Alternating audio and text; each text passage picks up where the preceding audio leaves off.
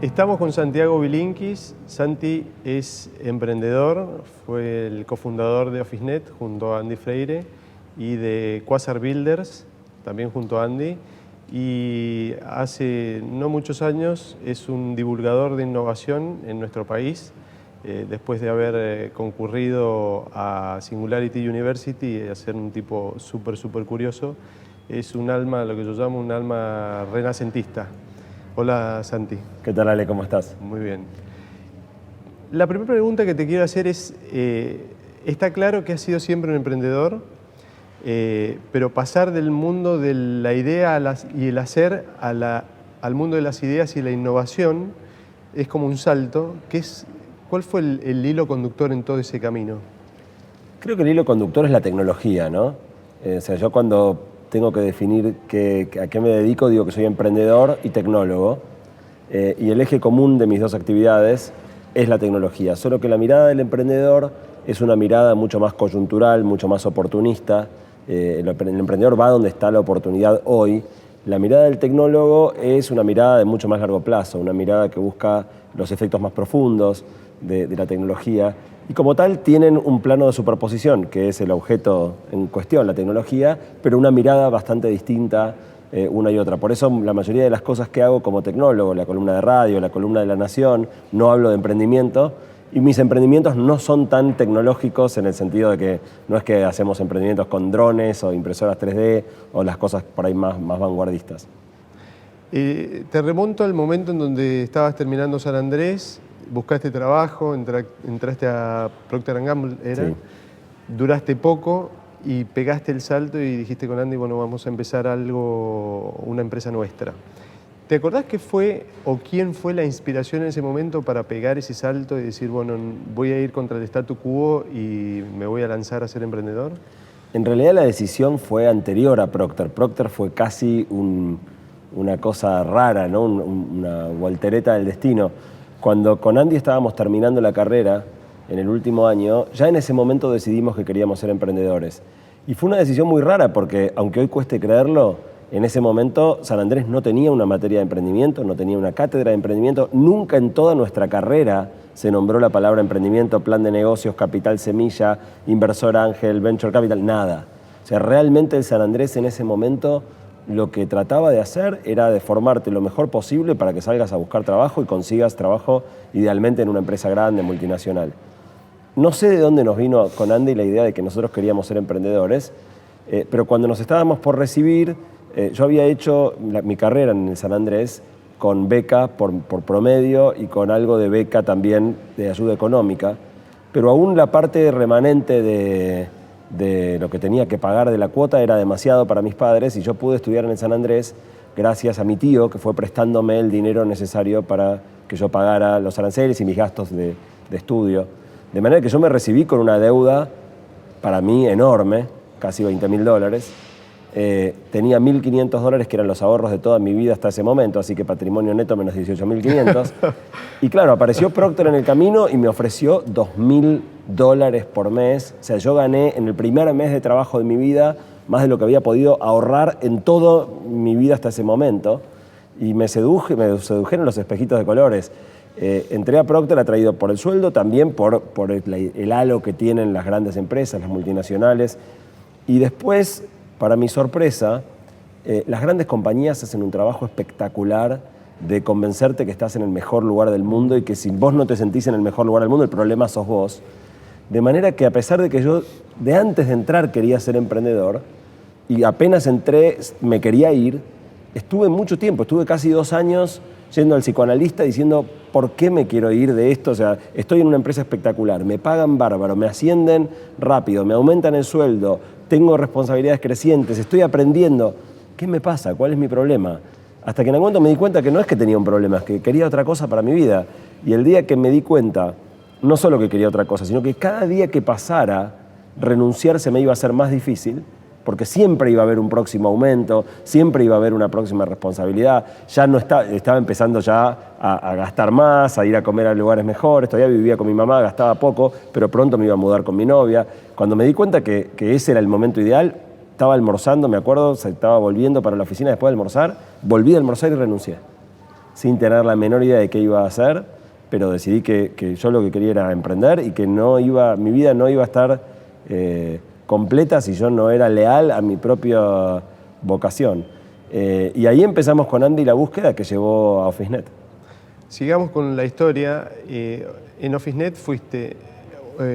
tuviste la idea con Andy, la llevaron a la práctica, armaron el startup, les fue bien, gestionaste vos, porque Andy en un momento de OfficeNet se fue, y vos fuiste el que vendiste a Staples, Sí. la empresa. O sea que surcaste todo el proceso de idea, creación y venta de una compañía. ¿Cuáles son los principales aprendizajes de todo ese proceso? Fueron casi fueron los 15 30 años, minutos, ¿no? claro. 15 años. De hecho, en el blog tengo 400 artículos y ni siquiera creo que cubra todos los aprendizajes. Te diría que si tengo que rescatar uno, y realmente no sé si es el más importante, es el que me viene a la cabeza ahora, yo creo que lo más lindo de fundar una compañía es la posibilidad de moldear una cultura. Es la posibilidad de crear una organización donde las cosas se hagan de la manera que vos siempre soñaste que se tenían que hacer. Y si yo estoy orgulloso de una cosa de OfficeNet, es básicamente de su cultura. OfficeNet tuvo algunos rasgos muy excepcionales. Desde una cultura de atención al cliente y calidad de servicio con muy pocos precedentes en la Argentina. Realmente OfficeNet era una empresa que se tomaba la calidad de atención con una seriedad que no se encuentra habitualmente en nuestro país. OfficeNet fue también una empresa con una aceptación de la diversidad que hoy puede parecer natural, pero que hace 15 años era absolutamente excepcional. Y no sé cómo se dio, pero son esas cosas, o sea, en el fondo creo que será un reflejo de los valores en algún punto de quienes la creamos, pero tampoco yo siento que hice nada específico para tratar de que así fuera y sin embargo así era. Creo que es una empresa que jamás tuvo un solo empleado en negro, jamás hizo una venta sin facturarla, hasta licencias de software pagábamos. Y creo que también entonces una de las grandes cuestiones es mostrar que en la Argentina se pueden hacer grandes compañías, hacer grandes negocios de manera honesta y cumpliendo con la ley. Tuvo un montón de cosas que para mí son espectaculares, que son las que yo más orgullo siento, y casi todas tienen que ver con rasgos de cultura, no de negocio en el sentido estricto. Te remonto ahora más cerquita, al 2012, cuando fundan Quasar Builders.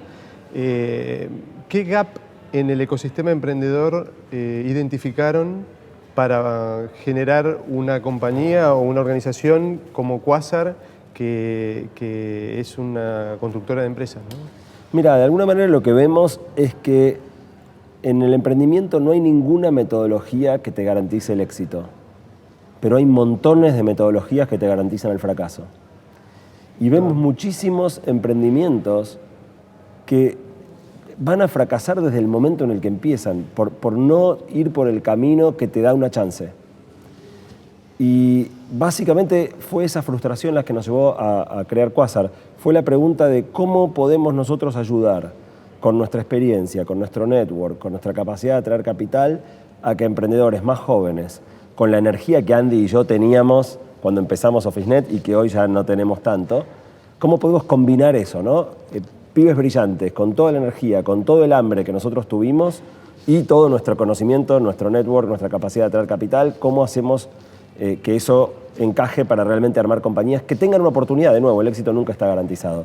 Hicimos la primera prueba, que fue Restaurando, y la verdad que funcionó espectacular. Nos asociamos con Franco Silvetti y Frank Martin, dos emprendedores muy jovencitos, edad parecida a la nuestra al comenzar OfficeNet.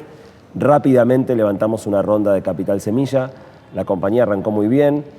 Una de las grandes diferencias fue que OfficeNet arrancó en Argentina y 3 años después expandió a Brasil. Restaurando arrancó en Argentina y 3 minutos después arrancó en Brasil. Y la verdad que la fórmula funcionó muy bien. Restaurando es pre-Quasar. Le hicimos Andy y yo con Franco y Frank. Y en función del resultado de Restaurando fue que dijimos, bueno, ¿por qué en vez de hacer otro Restaurando no creamos una fábrica que produzca emprendimientos hechos de la manera que creemos que maximizan su chance de funcionar? Está claro. Siguiendo, o sea, Quasar dijimos que cumplió un rol dentro del ecosistema que faltaba. Hablando ya del ecosistema en general, ¿cuál es tu visión de qué es lo que le falta hoy al ecosistema emprendedor argentino para generar mayor cantidad de emprendimientos de alto impacto? Mira, cuando uno toma una visión superficial, o sea, creo que falta todo. La verdad, en algún sentido esto que te decía, de que la mayoría de los emprendimientos no siguen una metodología que les dé una chance, ya de por sí es un problema del lado de los emprendedores. Ahora, hay también un factor estructural muy fuerte que en una mirada superficial tiene que ver con la falta de disponibilidad de capital para etapa temprana, o sea, la falta de inversores seed, serie A, serie B, donde lo que te encontrás en general en los inversores argentinos es que, si bien esto se llama capital de riesgo, no tienen vocación de tomar riesgo. Y los términos en general apuntan a eliminar el riesgo lo más posible de la ecuación, cuando el riesgo es imposible de eliminar. La única fuente de eliminación del riesgo para el inversor es la diversificación.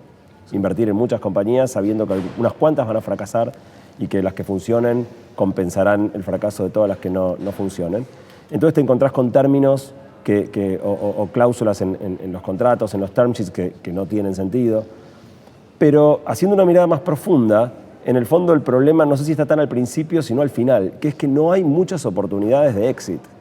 Entonces todo inversor de etapa temprana, en el fondo necesita saber que va a recuperar la plata que puso, idealmente con un rendimiento, y para eso necesita saber que va a poder sacar o la compañía a cotizar en bolsa o venderla. Y eso hay muy poco.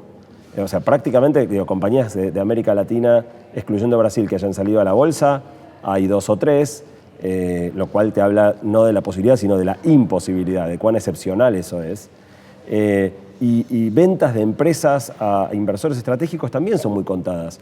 Entonces, en el fondo, el problema empieza por el final. Si vos no sabés a quién vas a poder vender a la empresa, te pones muy conservador en el inicio. Entonces, es difícil también culpar a los inversores de etapa temprana porque está ese problema bastante estructural. Pasando a otro tema, tu pasaje por la Singularity University fortaleció tu interés por el mundo de las ideas y la innovación. Si bien desde que te conozco sos un tipo súper curioso e interesado en este tipo de cosas. Quizá esto ayudó a potenciar o a catalizar un poco más tu rol de divulgador. Y me gustaría que nos contaras cuáles son las ideas que, según tu criterio, son las que van a cambiar el mundo de acá en los próximos 30 años. Las 2 o 3 cosas. Haces preguntas chiquitas, Ale. Mira, la verdad que yo en Singularity lo que me encontré es con que el mundo va a cambiar de una manera mucho más profunda de lo que normalmente lo pensamos y bastante más rápido de lo que creemos. Volví de Singularity profundamente conmovido y sintiendo que yo había tenido el privilegio de poder estar en ese lugar, que la gran mayoría de los argentinos no iban a poder tener esa misma posibilidad que yo tuve y que mi responsabilidad era compartirlo. De alguna manera, cuando yo por primera vez armé una charla para contar algo de todo eso, lo que me movilizaba era decir, yo tengo que compartir con más gente esto que viví. Y me encontré con esa primera charla que di, apenas vuelto de Singularity, en un evento que se llamaba Barcamp, que realmente tocaba una fibra sensible de mucha gente. Y me di cuenta que hasta ese momento jamás me había imaginado a mí mismo comunicador, pero me di cuenta además que me gustaba mucho esto de comunicar. Te descubriste. Sí, y en ese momento salió una nota en el diario que tuvo muchísima repercusión de un periodista que me había escuchado en ese evento, y de ahí me invitaron a varias radios. Y salí de la radio enamorado, diciendo algún día me gustaría hacer radio, y finalmente terminé, ahora llevo 5 años en la radio.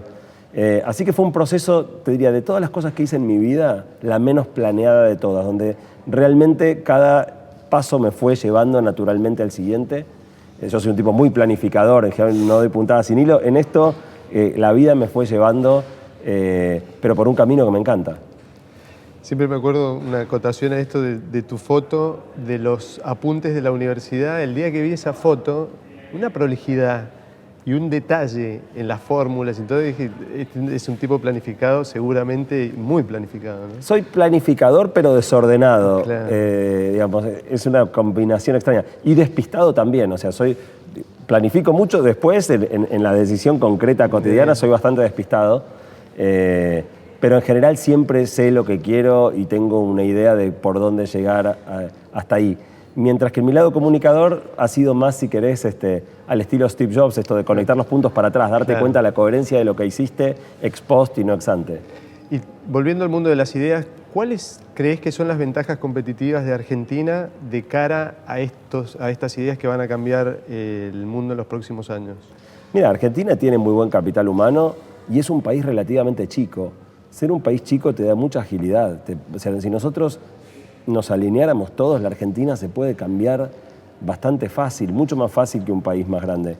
De algún modo hay muchas áreas de todo lo que tiene que ver con lo más avanzado de ciencia y tecnología, donde Argentina lamentablemente no juega un rol preponderante, pero podríamos bastante fácil cambiar eso. Y de alguna manera mi ambición es que más pibes argentinos sueñen con ser científicos, sueñen con ser tecnólogos, sueñen con cambiar el mundo a través de la tecnología y menos con ser futbolista o bailarín de Bailando por un Sueño.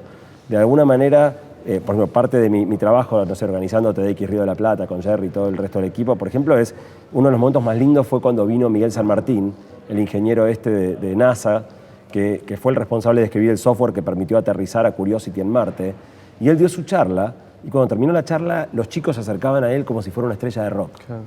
En el fondo yo creo que crear esos modelos aspiracionales es una de las cosas que más me mueve. ¿Y qué diferencias hay entre el Santi de hoy y el Santi que empezó Office.net? Estoy más viejo, estoy más tranquilo. Creo que tengo más experiencia, no sé si diría más sabiduría, creo que la sabiduría todavía no me llegó, pero sí más experiencia. Me pegué unos cuantos golpes, me equivoqué muchas veces, fracasé con más proyectos de los que tuve éxito. Y creo que todo eso va dejando, trato de aprender mucho de cada error que hago. Creo que si hay algo que podría decir es que me equivoco mucho, pero trato de nunca cometer el mismo error dos veces, ¿no? Hay veces que veo gente que se equivoca siempre en la misma cosa. Yo trato de equivocarme mucho, pero cambiando los errores que cometo. De alguna manera creo que cambié intensidad y energía por reflexión, y por eso me gusta el modelo de Quasar, porque la energía es imprescindible en un startup. Y yo no tenía en ese momento la capacidad o la experiencia que tengo ahora. Me parece que la combinación de las dos cosas es muy poderosa, pero en general no viene en una sola persona. Es muy interesante y acá una reflexión, y no sé si sucede en muchísimas partes del mundo, porque esta primera generación de grandes emprendedores como vos, Andy, Marcos, están involucrándose a todo con la nueva generación de emprendedores, ya sea desde organizaciones como Endeavor, ayudando en la dirección o en la gestión, o empezando organizaciones como Quasar, que toman la energía de los chicos jóvenes y le ponen la experiencia de los que ya son más grandes, ¿no? Así que ese es un activo que yo creo que en Argentina es fundamental para que el ecosistema emprendedor sea virtuoso. Mira, en otros ecosistemas más desarrollados eso es súper natural. Ya sea a través de emprendedores que se convierten en venture capitalists, pero la mayoría de los buenos VCs han sido emprendedores, y después devuelven y potencian el ecosistema desde ese lugar, o de mentoreo, vos dabas el ejemplo de Endeavor, y acá recién estamos llegando, o sea, nosotros tenemos 40 y pocos, tampoco somos tan grandes, recién estamos empezando a poder tener una generación que vivió lo que es ser emprendedor en el sentido más actual, ¿no? Porque empresarios hay muchos, pero en el sentido de emprender que se vive hoy, recién estamos empezando a poder tener ese círculo que se autopotencie. Siempre para mí una de las cosas más lindas que Endeavor me enseñó es que devolver parte de lo que uno recibió es fundamental. Yo siento que soy muy privilegiado y que ese privilegio conlleva una responsabilidad. Y de alguna manera agradezco a Endeavor o a otras instancias que son los que te facilitan devolver. Porque a veces devolver no es fácil, uno no sabe cómo hacerlo. Bueno, las organizaciones que te ayudan a devolver son espectaculares. La última, estos videos seguramente van a ser vistos por un montón de personas, jóvenes y no tan jóvenes, que se sienten emprendedores y todavía no se animan a dar el salto. ¿Qué les dirías? Mira, a mí me parece muy importante, me preocupa un poco la idealización del emprendedor, ¿no? Como si ser emprendedor, si no sos emprendedor, sos un gil y lo único aspiracional en este momento es ser emprendedor. Y de alguna manera siento que tal vez muchas personas se sienten empujadas a hacer esto por un ideal que después es muy duro la vida cotidiana del emprendedor. Si te gusta es genial, pero si lo estás haciendo más por una cuestión de la mirada de los demás o de ponerte a la altura de un ideal, me parece una cosa peligrosa. Yo no creo que ser emprendedor sea mejor que ser gerente de una empresa o que ser ponerte un maxi kiosco. Si te gusta la adrenalina, si te gusta mucho de lo que el emprendimiento te da, es espectacular. A mí, digamos, yo no me imagino haciendo otra cosa. Pero de alguna manera lo que alentaría a cada uno es que haga un ejercicio de introspección y piense qué es lo que realmente tiene ganas de hacer. Si sueña con ser emprendedor y siempre encuentra un pero, tal vez está tratando de perseguir un ideal que no le encaja. Y en el fondo, de algún modo, hoy la sociedad idealiza o pone al emprendedor en un lugar que lo vuelve... está buenísimo que sea algo aspiracional, pero me parece que la única cosa imperdonable en la vida es perseguir el sueño de otro. Y mi recomendación sería que hagan un ejercicio de introspección. Si esto les gusta, genial. Creo que es una profesión hermosa, durísima. Te tiene que gustar mucho para no tirar la toalla la quinta vez que te pusieron una piña en la nariz y te dejaron tendido en la lona. Pero es inevitable, no existe el emprendedor que no te pase una y otra vez, que Tyson te ponga una trompada en la nariz. Entonces yo lo que les diría es eso, que si esto es lo que les gusta, genial, y si no, que persigan su sueño cualquiera sea. Gracias, Santi. Un gusto, Ale.